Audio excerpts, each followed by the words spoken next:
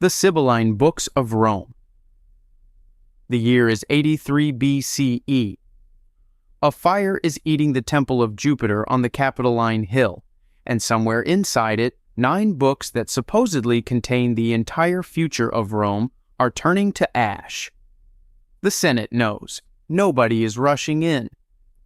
Because the Senate had already met, already voted, already decided that the world was safer without them. What burns that night isn't parchment. It's the future. Or at least someone's version of it. Here is the story they don't teach you. Centuries before that fire, a mysterious woman appeared at the gates of Rome. She carried 9 books and said they contained prophecies governing the fate of the city. She named her price. The king laughed at it. So she burned 3 of them, right there, and offered the remaining 6 at the same price. He laughed again. She burned 3 more, and then standing before a king with only 3 books left, she asked for the same price she had asked for 9. This time, he paid. Every coin. The woman was the Cumaean Sibyl, and those 3 books became the most closely guarded documents in the ancient world. The Romans built a stone chest beneath the temple of Jupiter to hold them. They created an entire priestly college, the Quindecimviri Sacris Faciundis, 15 men whose sole function in life was to protect those texts and consult them during national crises. These were not low-ranking priests. Membership in this college was one of the most coveted positions in Roman public life. The books were consulted at least 30 documented times across 5 centuries, in crises ranging from Hannibal crossing the Alps in 218 BCE to strange omens involving hermaphrodite births in 207 BCE. Every time Rome faced the edge of catastrophe, someone climbed the Capitoline Hill and opened those pages. And then the fire of 83 BCE took them. And what did the Senate do? They immediately dispatched formal envoys to Erythrae, to Ilium, to Samos, to Sicily, to reconstruct the texts from fragments held in other cities. Not mourn them, not move on, reconstruct them. A years-long diplomatically expensive emergency operation to reassemble a prophetic library. They clearly believed they could not govern without it. The reconstructed collection was kept under the exact same rules, same stone chest, same priestly guards, same access restrictions for nearly 5 more centuries. And then, around 405 CE, the Roman general Stilicho ordered them burned. The chronicler Rutilius Nematianus recorded the destruction. Orosius confirmed it. 2 complete purges of the same prophetic archive, separated by nearly 500 years. Not a single page survives anywhere in the archaeological record. Classical historians offer a reasonable explanation. The Sibylline books, they argue, were a state management tool. The priestly college controlled access, controlled interpretation, and effectively used the text to legitimize political decisions that had already been made. The books were a sophisticated piece of institutional theater. When they became politically inconvenient, powerful men found reasons to remove them. The fire of 83 BCE was accidental. Stilicho's burning was strategic, nothing supernatural required. But here is what that explanation quietly sidesteps. If the books were simply political theater that the Senate fully controlled, why burn them? The Senate had absolute authority over who could even read them. They were never public documents. They were never readable by enemies. Total restriction was already in place. Burning them didn't protect a secret. It ended one. And if the reconstructed texts were merely fabrications dressed up as ancient prophecy, why did Stilicho, a man running the machinery of a crumbling empire, consider a set of curated state documents dangerous enough to destroy just 5 years before the Visigoths sacked Rome? Some researchers ask a different question entirely. They ask about the 6 books the Sibyl burned herself before negotiating. A merchant maximizes inventory. She minimized it. She destroyed the majority of what she carried before selling the rest. That is not the behavior of someone optimizing a transaction. That reads like someone removing the most dangerous volumes first and selling only what she judged the world could handle. What was in those 6 books that she decided Rome was not ready to receive? And why, after 2,000 years, are we still not allowed to know?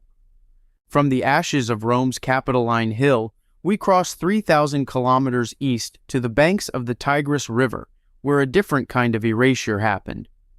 Not fire, something more surgical.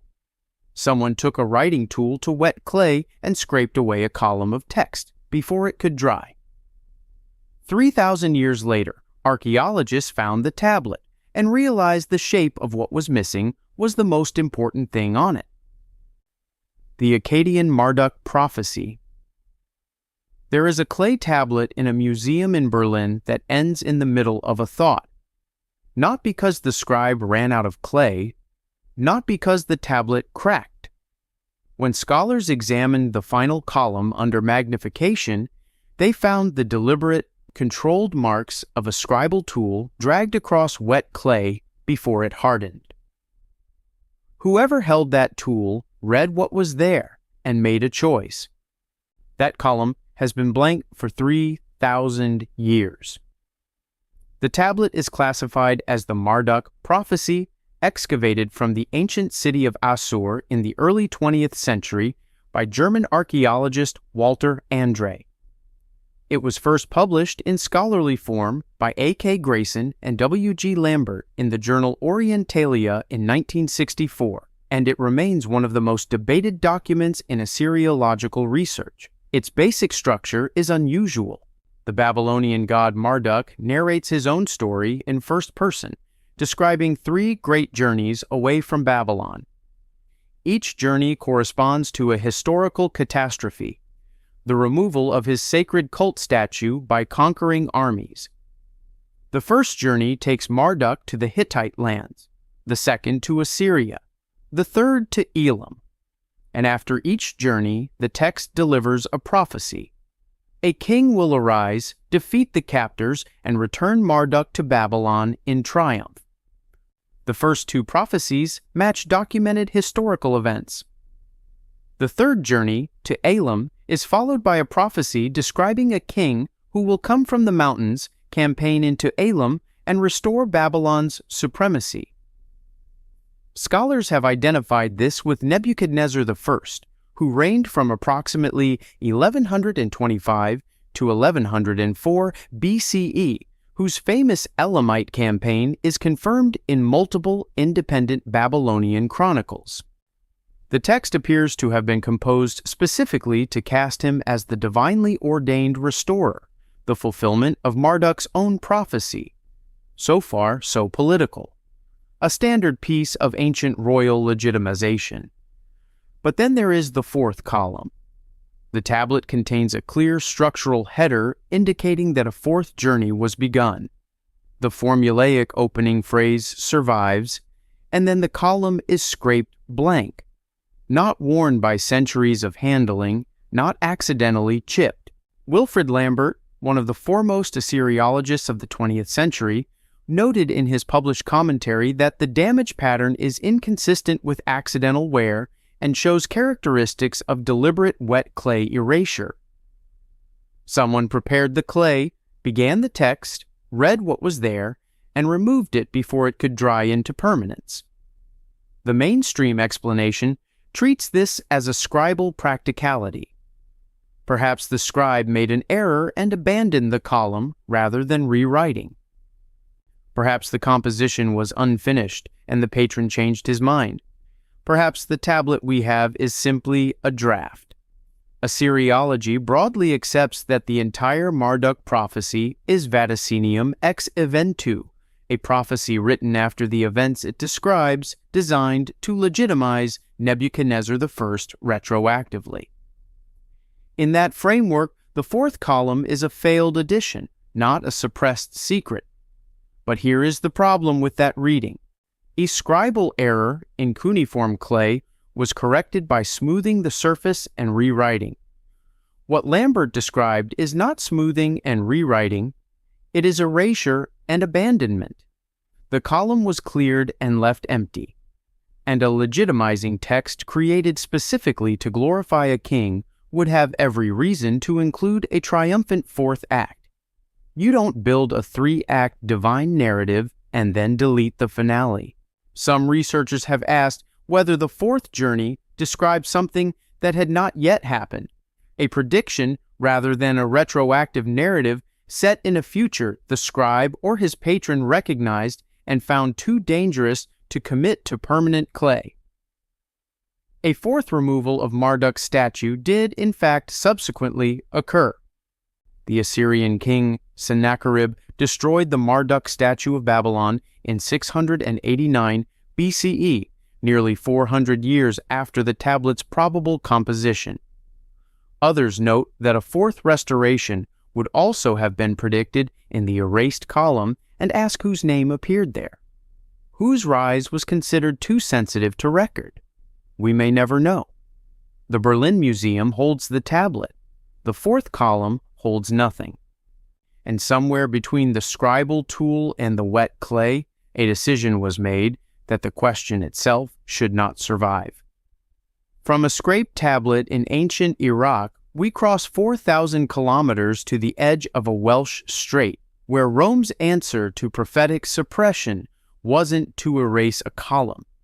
It was to wade across a body of water and kill every single person who had the prophecy memorized, the Druids of Anglesey. Yet imagine you have spent 20 years memorizing a library, not reading it, memorizing it.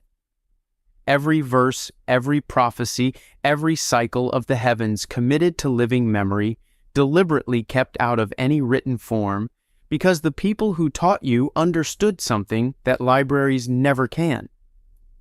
You cannot burn a mind without killing the person first. Now imagine standing on a shoreline in 61 CE, watching Roman soldiers prepare to cross the water toward you. They aren't looking for scrolls. They are looking for you. The massacre at the island of Mona, modern Anglesey in northwest Wales, is documented by the Roman historian Tacitus in his Annals, written around 117 CE. Tacitus describes the scene at the Menai Strait in terms that suggest even hardened Roman legionaries hesitated before crossing. On the opposite shore stood Druidic priests with their hands raised to the sky, and women dressed in black running along the bank screaming curses. General Gaius Suetonius Paulinus had to personally shame his men forward. Then the Romans crossed, killed everyone on the island, and burned the sacred oak groves that had been the heart of the Druidic sanctuary for generations. Why was this considered a military objective? The Roman general who did it commanded approximately 10,000 to 14,000 soldiers for what was, in architectural terms, a grove-burning operation. The answer lies in a document written more than a century before the massacre by Julius Caesar himself. In his commentary De Bello Gallico, Caesar dedicated an extended passage to the Druids that reads with a kind of nervous precision unusual for his writing. He described their educational system in detail. Initiates could spend up to 20 years memorizing sacred verse.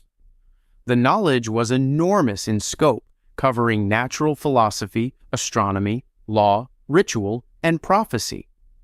And then Caesar noted something that has puzzled scholars ever since. He said the Druids did not commit their teachings to writing, not because they couldn't. He clarified, they had chosen not to. The deliberate avoidance of written transmission was a policy decision, and Caesar attributed it to two reasons. First, to prevent the knowledge from spreading beyond the initiated. Second, to ensure that students could not substitute written notes for genuine memory. Caesar's source for much of this description was the Greek ethnographer Posidonius, who had direct contact with Gaulish tribes before 60 BCE, giving the account substantial credibility.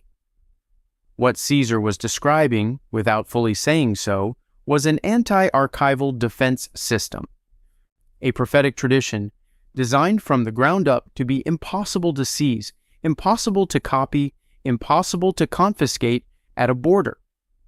The only way to destroy it was to find every single person who carried it inside them and make sure they never spoke again. The Romans came close to doing exactly that. The ban on Druidism was first issued under Emperor Claudius around 43 to 54 CE, approximately 20 years before Anglesey. That edict made the practice illegal across the empire. Anglesey was the execution of the policy's final phase. The Greek geographer Strabo had described the Druids' prophetic function in his geography. Diodorus Siculus discussed it in his historical library. Pomponius Mela confirmed it in his geographical text. Every major Greek and Roman ethnographer who encountered Celtic culture mentioned the prophets, the seers, the keepers of long-range predictive verse. After 61 CE, that tradition went silent. Not because it concluded naturally, because the people who carried it were gone.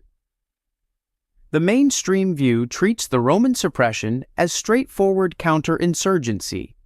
The Druids served as the ideological backbone of anti-Roman resistance across Britain and Gaul.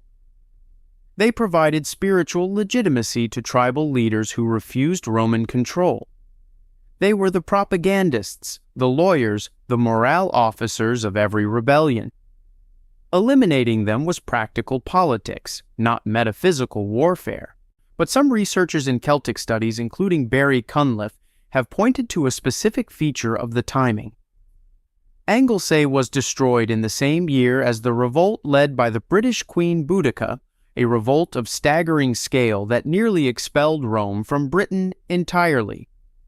The two events were almost certainly connected, and some ask whether what connected them was a specific prophecy circulating among the tribes about Rome's defeat and the restoration of British sovereignty. Not a vague spiritual encouragement, a specific, calendrically precise prediction that was making people fight. If so, Rome didn't destroy a religious institution.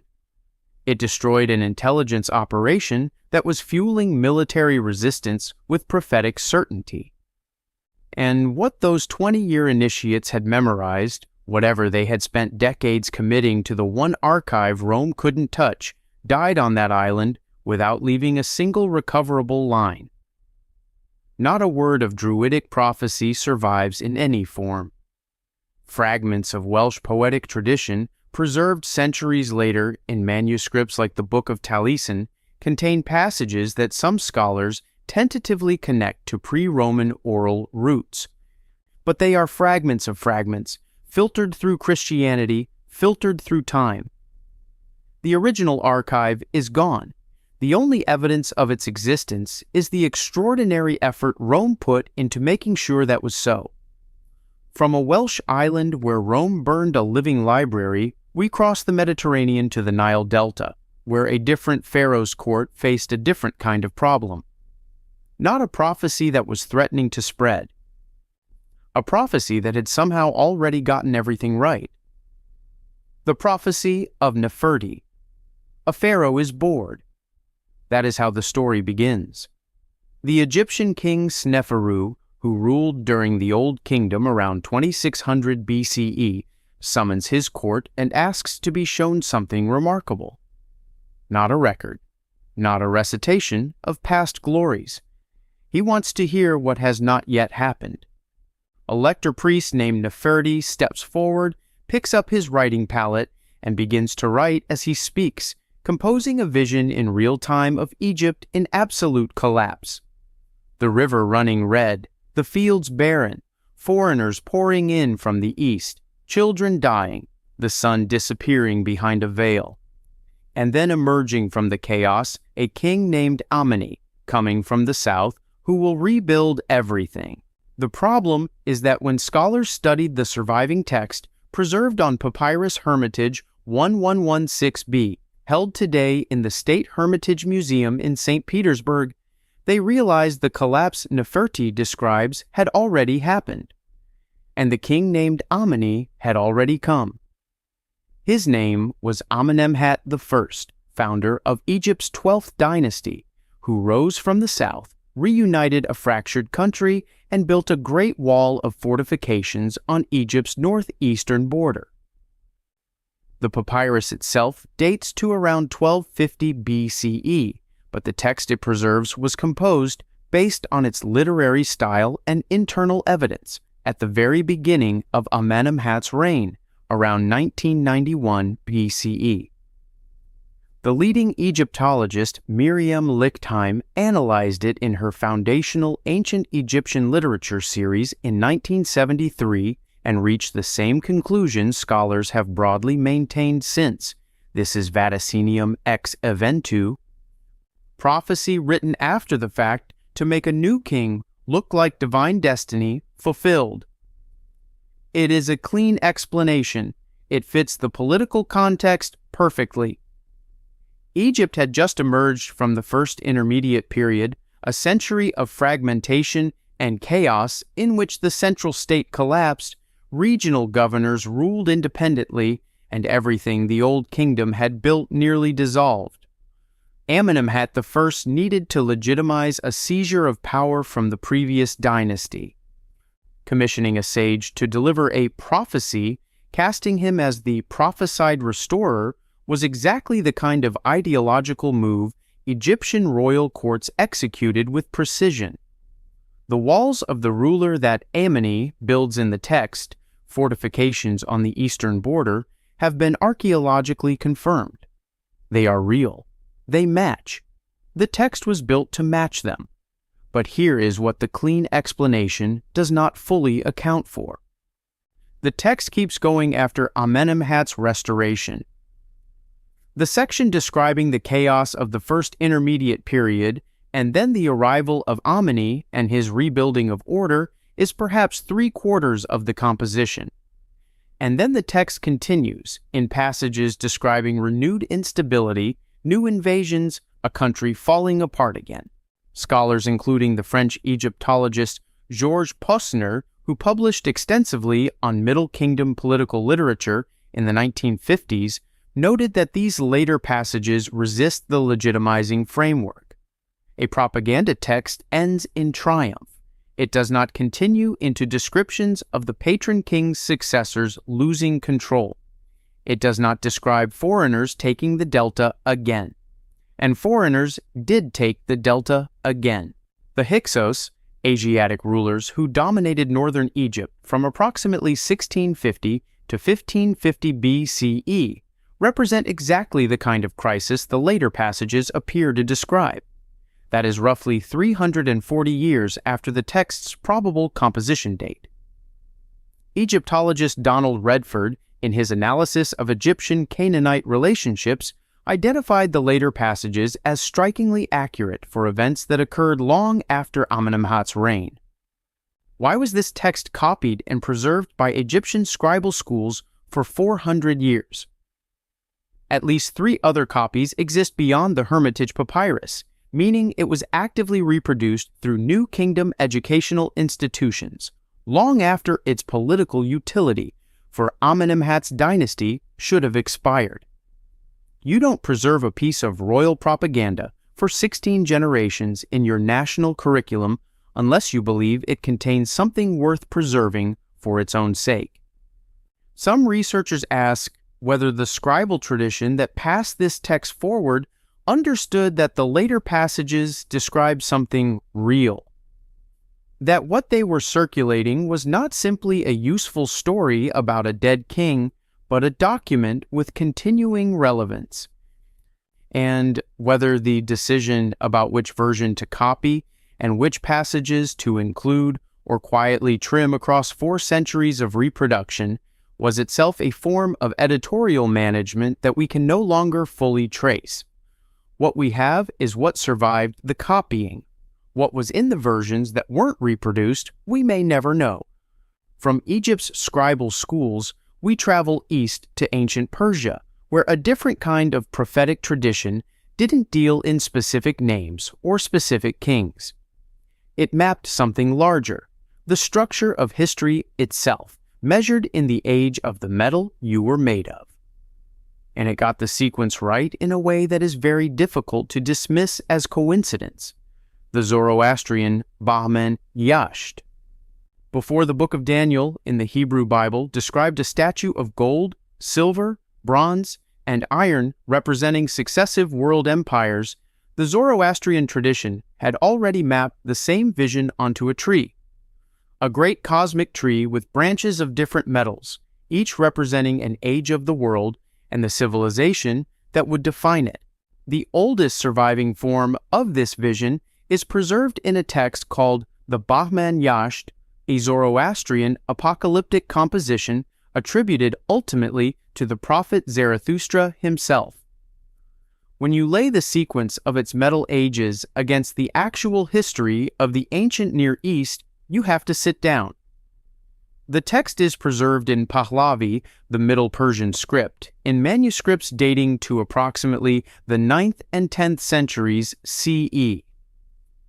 That sounds late, but the scholar Mary Boyce, the leading 20th century authority on Zoroastrianism, spent decades analyzing the philological evidence and argued in her foundational History of Zoroastrianism, published across 2 volumes in 1975 and 1982, that the core prophetic framework of the Bahman Yasht draws on Avestan language oral material predating the Achaemenid Persian Empire, placing its origins before 550 BCE and possibly far earlier.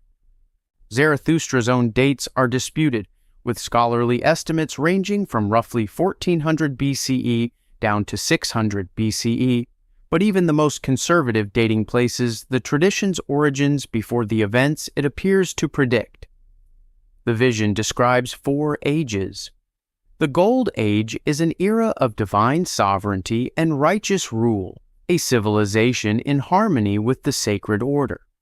The Silver Age brings a still ordered but weakened kingdom. The Steel Age introduces military dominance without spiritual foundation. And the final age, the Iron, is mixed and turbulent, defined by foreign rulers, persecution of the faithful, and the extinguishing of sacred fires. That last detail is not metaphor.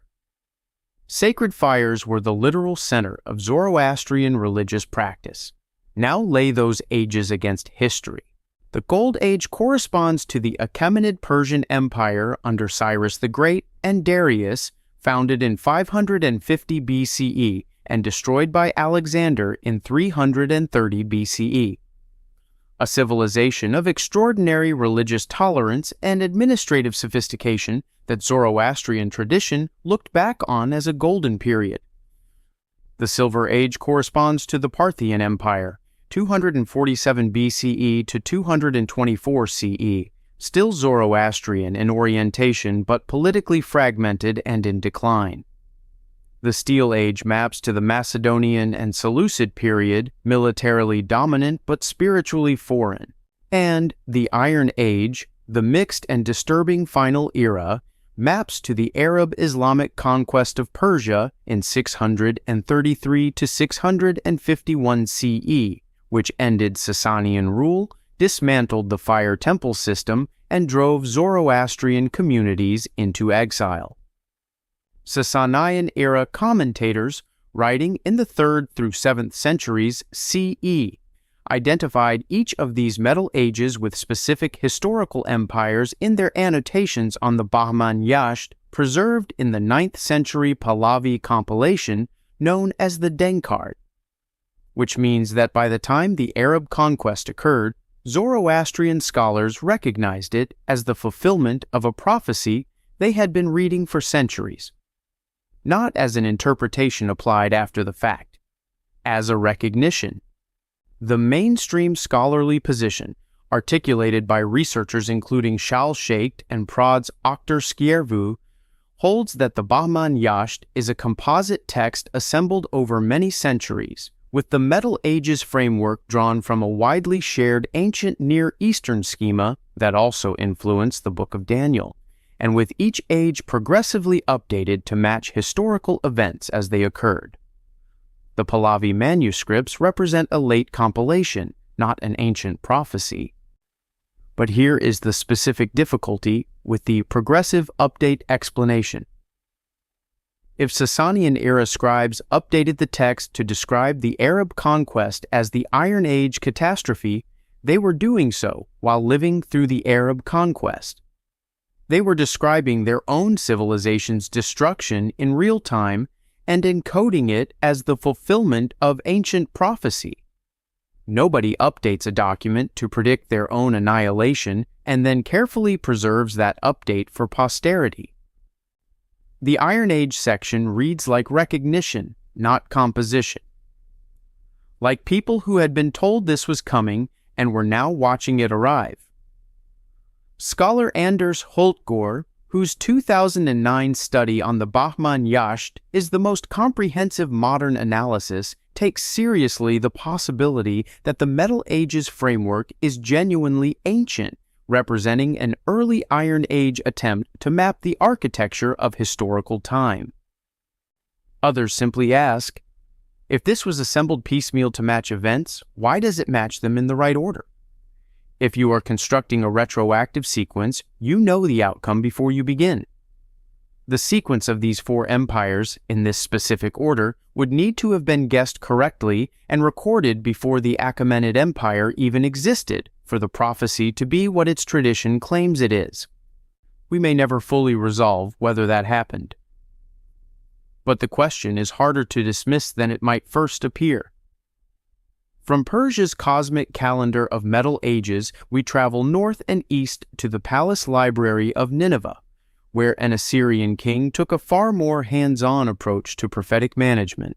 He didn't suppress the prophecies. He cataloged them with serial numbers, filed them in an archive, and then quietly removed the ones that didn't say what he needed them to say.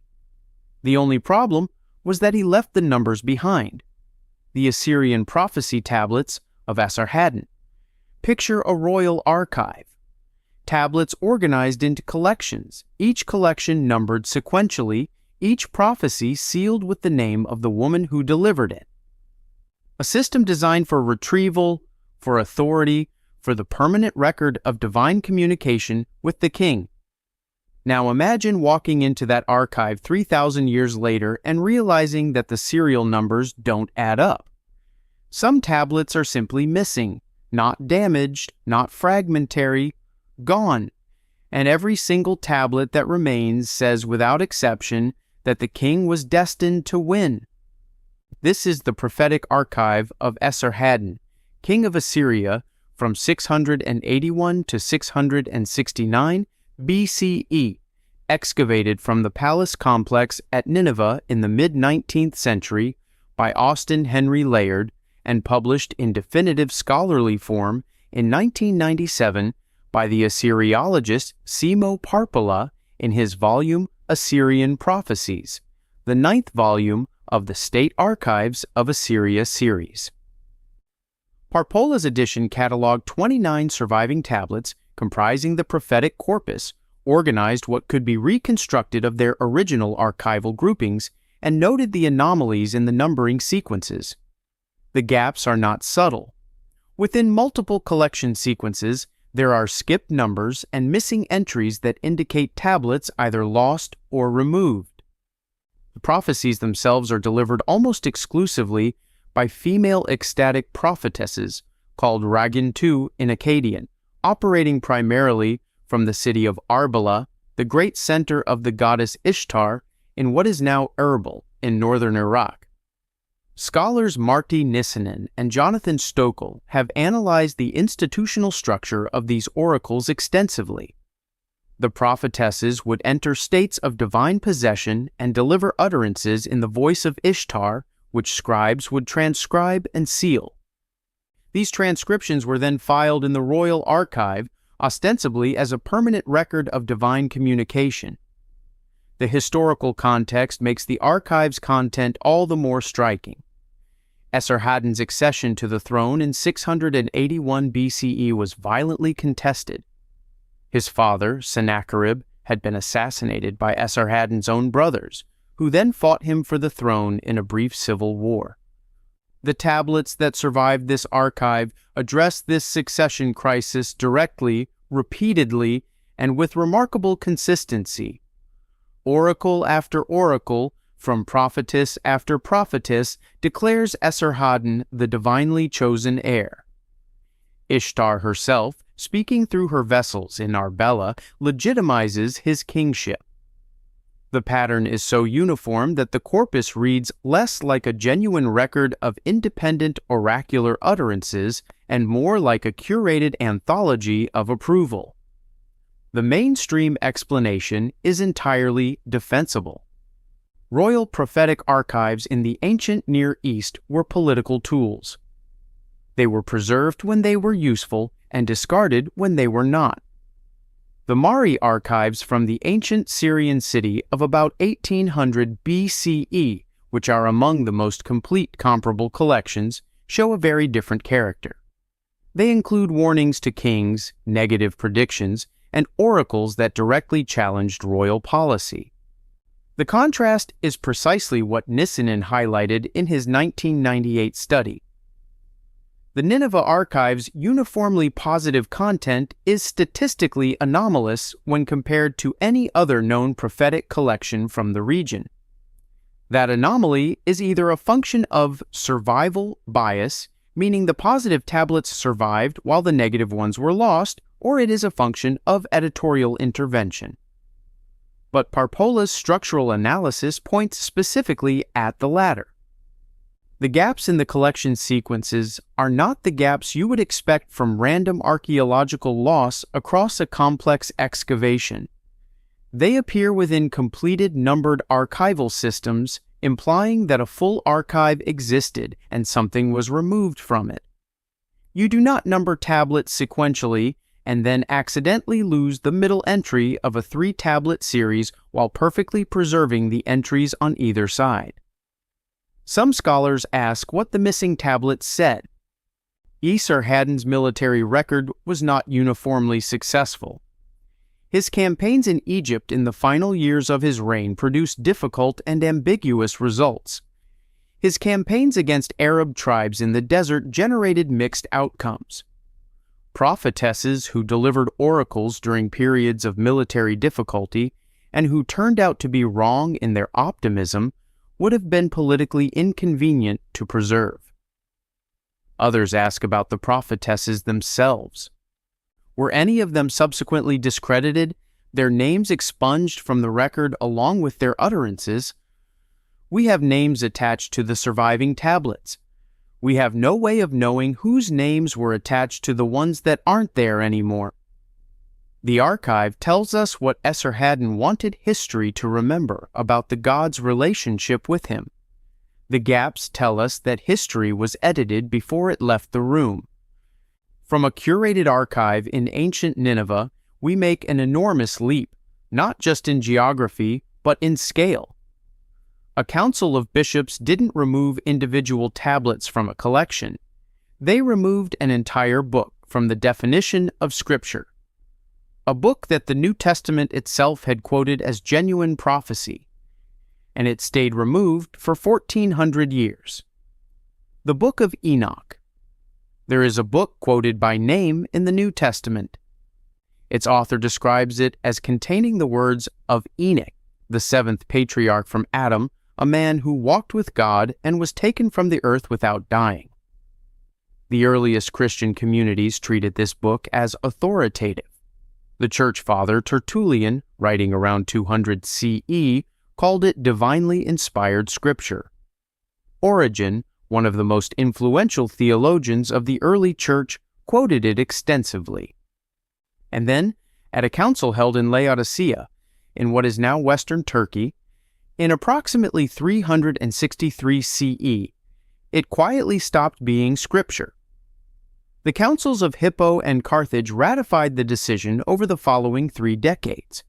First Enoch, as scholars call it today, disappeared from the Western biblical canon.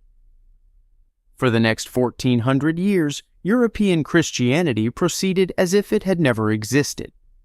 It survived in one place, in the highlands of Ethiopia, preserved by a church that was not in the room when the vote was taken. The text we call 1st Enoch is not a single composition. It is a collection of 5 originally independent Jewish apocalyptic texts attributed to the patriarch Enoch, assembled over several centuries, with the oldest layers dating to approximately 300 BCE or earlier. Scottish explorer James Bruce brought 3 complete Ethiopic manuscripts to Europe in 1773, and the first English translation by Richard Lawrence appeared in 1821. But the story accelerated dramatically in 1947 when the Dead Sea Scrolls were discovered at Qumran. Among the fragments in the caves, archaeologists found portions of at least 7 distinct manuscripts of 1st Enoch in Aramaic. These fragments confirmed a composition date no later than around 150 BCE for portions of the text, and pushed some sections earlier. 1st Enoch was not a fringe curiosity. It was one of the most widely copied texts in the Qumran library. The connection to the New Testament is direct and documented. The letter of Jude, at chapter 1 verses 14 and 15, explicitly quotes 1st Enoch and attributes the words to Enoch himself, treating the text as genuine ancient prophecy. The parallel with 1st Enoch chapter 1 verse 9 has been confirmed against the Dead Sea Scrolls Aramaic text by James Vanderkam, the leading academic authority on the Enoch corpus, in his 1984 study. Second, Peter chapter 2 verse 4 references material found in 1st Enoch chapters 6 through 19 without attribution, but with clear textual dependence. A book quoted in canonical scripture was then voted out of the canon. That is not a small thing. Biblical scholars, including Bruce Metzger and Lee Martin MacDonald, have explained the exclusion primarily on grounds of authorship and theological content. 1st Enoch was recognized in antiquity as pseudepigraphical, meaning attributed to Enoch but not actually written by him. Additionally, its elaborate angelology, its mythology of fallen angels called Watchers who descended to earth and mated with human women, its complex cosmic geography, and its detailed visions of divine judgment were considered theologically problematic for councils working to standardize doctrine against competing Christian movements. The canon needed boundaries. 1st Enoch fell outside them. But here is the difficulty. The letter of Jude, which is in the canon, quotes 1st Enoch and treats it as genuine ancient prophecy. If the book was known to be a pseudepigraphical fabrication, the canonical letter that quotes it approvingly should have been suspect by the same logic. And the councils that excluded 1st Enoch gave no surviving documented rationale for its exclusion specifically, while producing extensive written records of debates about other contested books. The decision was noted. The reasoning was not preserved. 1st Enoch contains a section called the Animal Apocalypse, spanning chapters 85 to 90, which presents all of human history from Adam to a final messianic age using an elaborate symbolic code. Human beings are animals. Angels are humans. World powers are predators. Scholar Patrick Tiller published a full commentary on this section in 1993, analyzing its historical mapping in detail and identifying correspondences with the Maccabean period and the Seleucid occupation. The prophetic sequence then extends beyond identifiable historical events into a final eschatological age. If that symbolic mapping was being applied in the 1st century CE to the Roman Empire, then you have a text in wide circulation that was encoding a vision of Rome's divine judgment. A canonical text encoding Rome's destruction would have been inconvenient for a church increasingly dependent on Roman imperial patronage. Some researchers ask not why it was excluded, but why its exclusion required no explanation in the surviving council records. Decisions on other books were debated, documented, defended. This one was apparently not worth explaining. In 1400 years of Western Christianity, nobody apparently needed to say why. That silence is its own kind of evidence. The Book of Enoch was excluded by a council and forgotten in the West for 14 centuries. In the Yucatan Peninsula, the method of suppression was more immediate. One man with a torch. One afternoon. 27 books reduced to ash. And from what little survived, we can see just enough of what was lost to understand why someone wanted it gone. The Maya Dresden Codex. On the 12th of July, 1562, in the town of Mani, in the Yucatan Peninsula, a Spanish Franciscan bishop named Diego de Landa ordered a pile of Maya books to be set on fire. He wrote about it himself, in his own account of Maya civilization, with a tone that suggests he considered it a spiritual necessity. He noted that the Maya who watched the burning showed what he called great grief. He was not troubled by this. What burned in that courtyard was the prophetic record of a civilization that had been systematically tracking the movements of Venus, Mars, and the Moon for over 1,000 years. 27 books reduced to ash in a single afternoon. 4 survived. The 4 surviving Maya codices are the Dresden, the Madrid, the Paris, and the Grolier, the last of which was authenticated as genuine in a 2016 study by scholars including the Mayanist Michael Coe. The Dresden Codex, held today in the Saxon State Library in Dresden, Germany, was acquired by the Royal Library there in 1739 and is considered the most sophisticated of the 4. It dates in its physical form to approximately the 11th or 12th century CE, but preserves astronomical data and prophetic content that scholars trace back to the classical Maya period, roughly 250 to 900 CE. The astronomer and archaeoastronomer Anthony Aveni has analyzed its contents across several decades of research, most extensively in his 1980 study, Sky Watchers of Ancient Mexico. What the Dresden Codex contains is staggering. Its Venus table, spanning several pages, tracks Venus's synodic cycle of 583.92 days across a 104-year calendar round with an accuracy that cumulates to approximately 14 minutes of error per cycle. Aveni confirmed this precision through direct astronomical calculation. Venus was not being casually observed. It was being tracked to a standard of predictive accuracy that required centuries of systematic recorded observation and a mathematical framework sophisticated enough to model the planet's motion. Its eclipse prediction table tracks a cycle of 405 lunar months, approximately 32.85 years, as an interval for predicting lunar eclipses.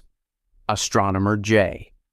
Eric Thompson decoded this table in the 1930s, and it has been confirmed by subsequent researchers. And then there are the final pages, 73 and 74, the so-called flood pages.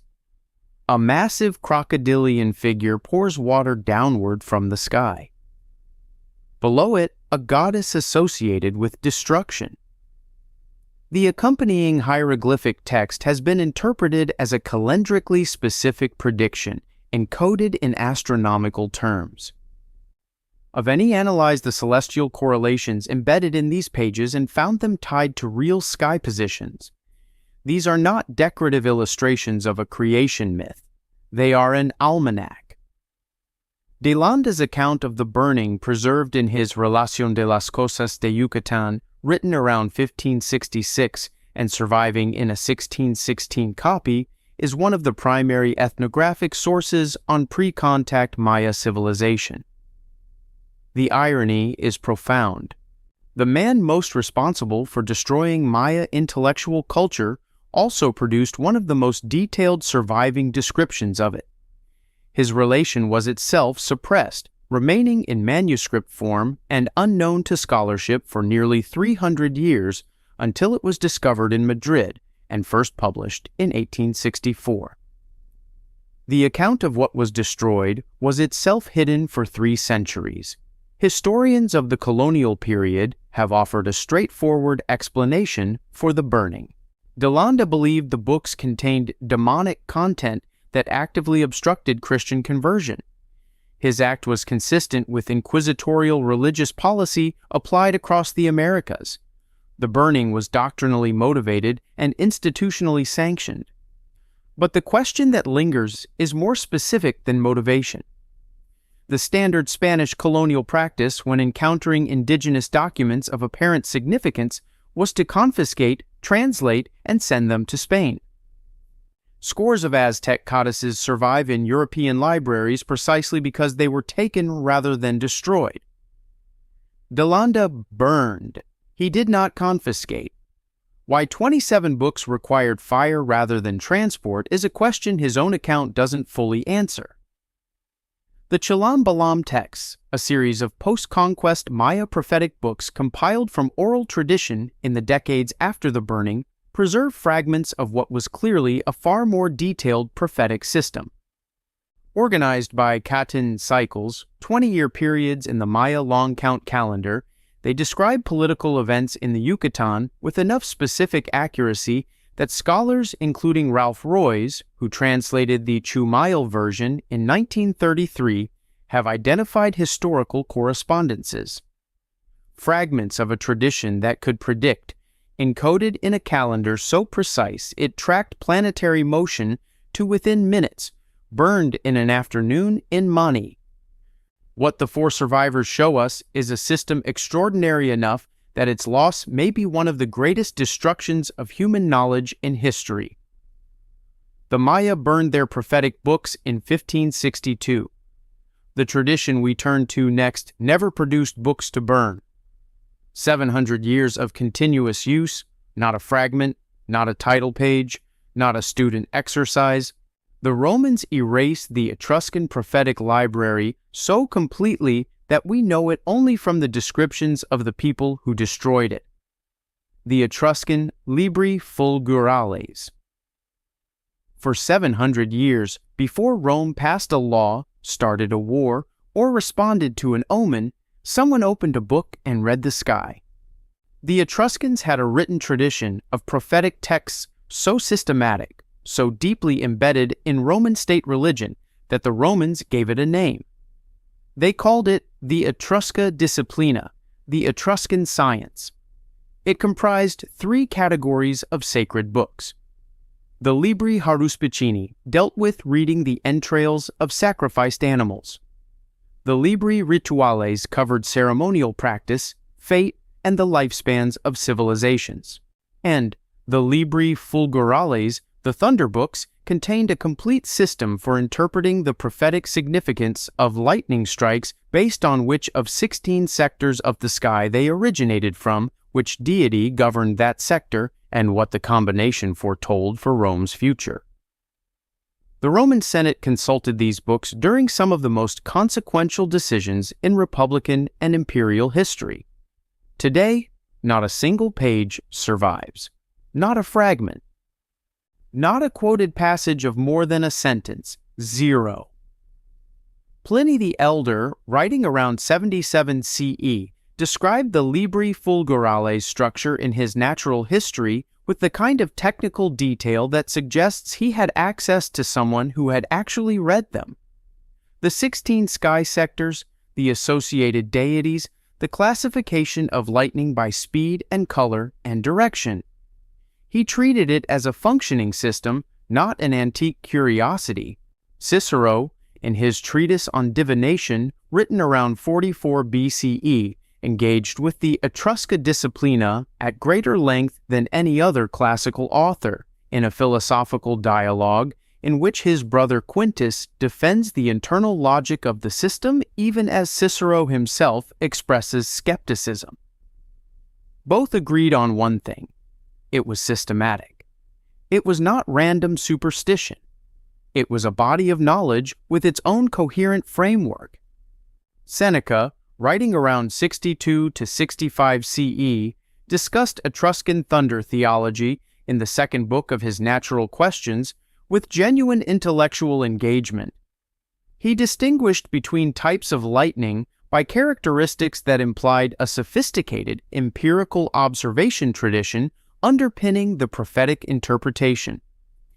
He noted that Etruscan scholars had identified differences that Greek and Roman natural philosophy had not yet named. The Libri Rituales reportedly contained a subsection called the Libri Fatales, the Books of Fate, specifically concerning the lifespans of peoples and cities. The historian Censorinus, writing in 238 CE, documented a striking claim. The Etruscan system contained a prophecy about the lifespan of Etruscan civilization itself, calculated to last 12 secula, 12 great ages. The calculation of when the 12th saculum would end placed the terminal date of Etruscan civilization approximately in the 1st century BCE, around the very period when the Etruscans were finally and completely absorbed into Roman culture, losing their distinct political identity, their language, and eventually their religious institutions. A civilization that apparently prophesied its own disappearance and then disappeared on schedule. Emperor Theodosius I's edicts of 391 and 392 CE prohibited all pagan religious practice under penalty of death. The systematic destruction of pagan religious texts followed. The Etruscan books, as the institutional foundation of a specific and visible prophetic tradition deeply embedded in Roman civic religion, were primary targets. They were destroyed completely. The mainstream explanation is consistent with what we know about Theodosian religious policy. Historian Michel Salzman has documented the systematic dismantling of pagan institutional religion in this period. The haruspices were a specific target because they were organized, trained, and institutionally embedded. Eliminating them required eliminating their texts. The total absence of surviving material is attributed to the thoroughness of imperial religious suppression. But the total absence is itself remarkable. The Romans preserved enormous quantities of pagan literary and philosophical material. Cicero survives. Lucretius survives. Ovid's descriptions of Roman religious practice survive. The Etruscan prophetic tradition was not merely pagan literature. It was a technical library actively used in formal education in Rome through at least the 3rd century. CE students were taught in Etruscan divination schools. Those schools had teaching texts. Not a single one survived anywhere. No student copy, no private transcript, no medieval monk copying a passage out of curiosity. A tradition that was being professionally taught to Roman citizens for centuries left not one recoverable fragment. And there is one final detail that researchers in Etruscan studies continue to note. The very last documented consultation of the Etruscan system occurred in 408 CE, 3 years before the Visigoths sacked Rome. As Alaric's army besieged the city, the Roman Senate negotiated with the Bishop Innocent I for permission to perform the ancient Etruscan rites. The bishop temporarily permitted them. The haruspices performed their ceremonies and reportedly issued a prophecy about Rome's fate. That prophecy was never recorded. The bishop suppressed it. The haruspices dispersed. Rome fell anyway, 3 years later. What they said in that final consultation, what they saw in the sky over a dying city, is the last thing the Etruscan prophetic tradition ever produced, and it died, unrecorded, in the same silence it would eventually leave behind. From the thunder books of ancient Etruria, we arrive at our final entry. Not a book burned, not a tablet scraped, not a priestly college massacred.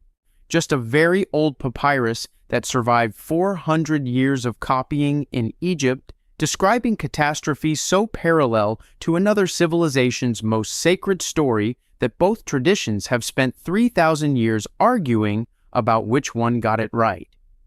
The Ipuwer Papyrus. The river is blood. The grain is gone. The children are dying. The sun has gone dark. You know these disasters.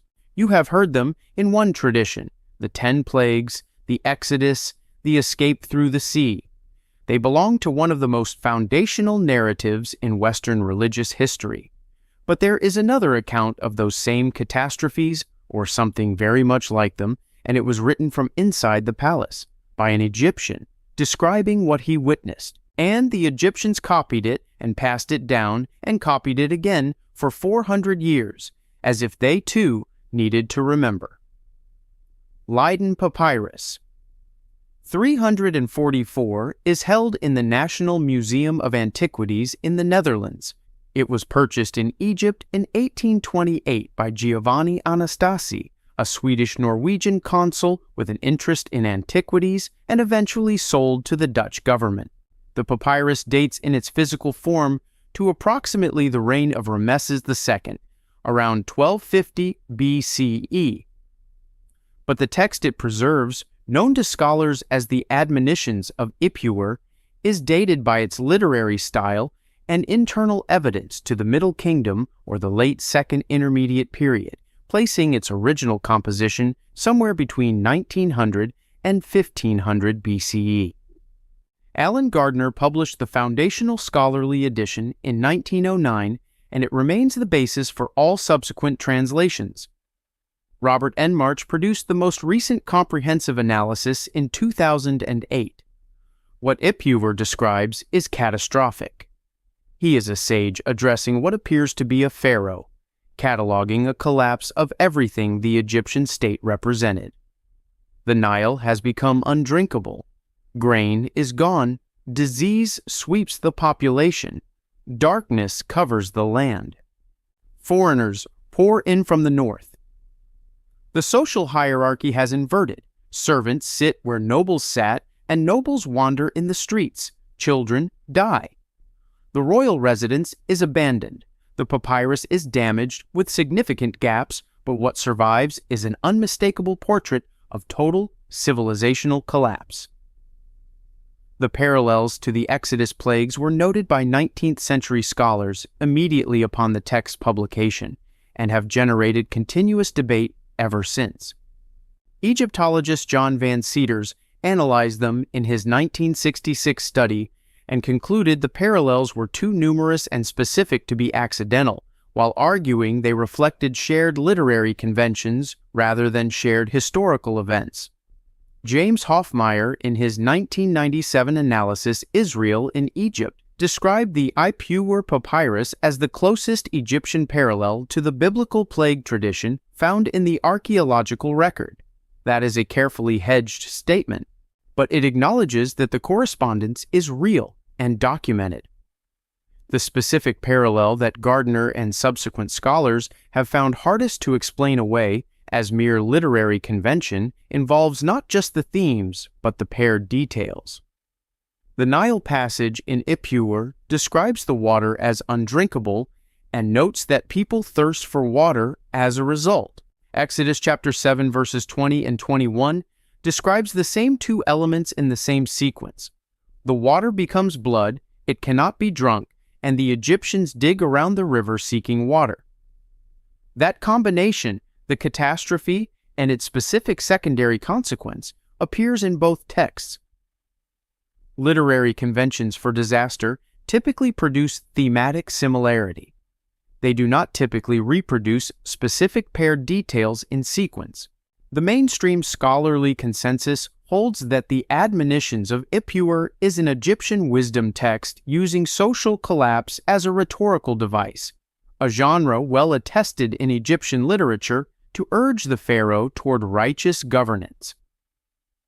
The parallels to the Exodus plagues are explained by shared ancient Near Eastern literary topoi, conventional imagery of catastrophe that circulated widely across the region and appears in both texts independently.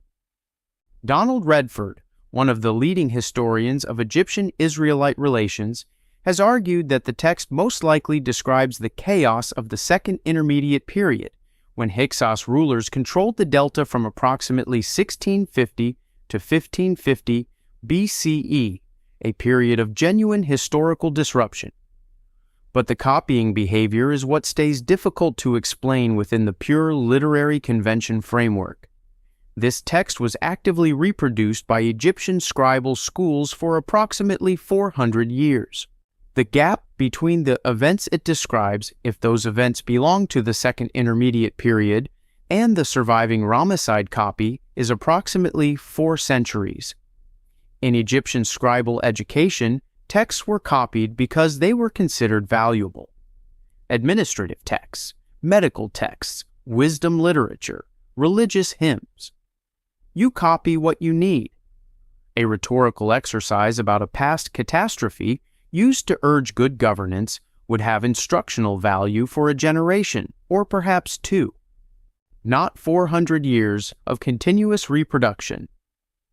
Some researchers have suggested that the Egyptian scribal tradition that passed this text forward understood it as something more than a literary device. That the specific accuracy of what it described, the correspondence between what Ipuwer saw and what another tradition encoded as the acts of a god, was recognized and considered worth preserving precisely for that reason. Others note that neither tradition, Egyptian nor Israelite, had any institutional interest in acknowledging the other's version of the same events. Egypt had no reason to circulate evidence of divine catastrophe at the hands of a foreign god.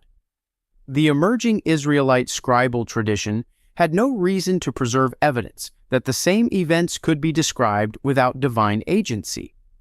Both traditions circled the same catastrophe from opposite directions and preserved just enough of it that 3,000 years later, we are still standing between them, unable to fully reconcile what each one left behind. What connects these 10 stories is not the prophecies themselves, it is the decision. In every case, someone in power, a senate, a king, a bishop, a general, a priestly council, looked at what had been written or memorized or spoken, understood what it said, and concluded that the world was safer without it.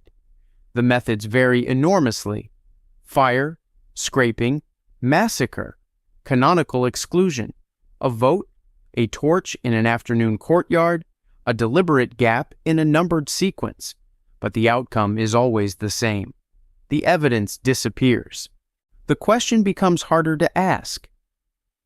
The mainstream position on all of this is measured and in many cases compelling. Most ancient prophetic texts were political tools. The accurate ones were accurate because they were written after the events they described. The erasures were practical, motivated by institutional self-interest or straightforward religious ideology. History produces gaps. That is not conspiracy. That is entropy. But here is the thing that explanation does not fully account for. Every single act of suppression on this list was performed by someone who took the prophecy seriously enough to act against it. You do not burn what you believe is nonsense. You do not scrape a clay tablet or cross a strait to kill every person who has memorized a text, or vote a book out of Scripture, or order 27 codices burned in an afternoon if you believe the content is trivial. VT. Intensity of the suppression is itself a form of evidence. It tells you something about what the people doing. The suppressing believed they were suppressing. They were not dismissing these prophecies. They were afraid of them. Most people move through the history of the ancient world and accept the official narrative. They see the gaps as natural. They read the explanations and move on. But you have made it here, which means you do not accept the gaps as natural. You have noticed that the shape of what is missing is itself information. That the numbered sequence with the absent tablet tells you something. That the decision to kill an entire priestly college rather than simply ban a practice tells you something. That a text copied for 400 years and then quietly allowed to fade tells you something. That is not paranoia. That is the same skill archaeologists use when they excavate a site. You follow the absence as carefully as the artifact. This is your archive. Hit subscribe. And go to the comments with the one suppression from this list that you think was the most deliberate, the one that looks least like accident and most like intent. Make your case. We want to see how you read the evidence. Here is what every erased prophecy on this list has in common. Someone, somewhere, read it and flinched. Not because it was false, because it was too specific, too accurate, too close to something they needed history to quietly forget. The fires, the scraped clay, the councils, the burning courtyards were all attempting the same thing, to stop a question before it could fully form. They failed because the shape of what they removed is still visible in the gaps they left behind. Numbers without tablets. Archives without the records they were built to hold. A text copied for 400 years that nobody can fully explain. Subscribe and keep asking. The past does not disappear. It waits.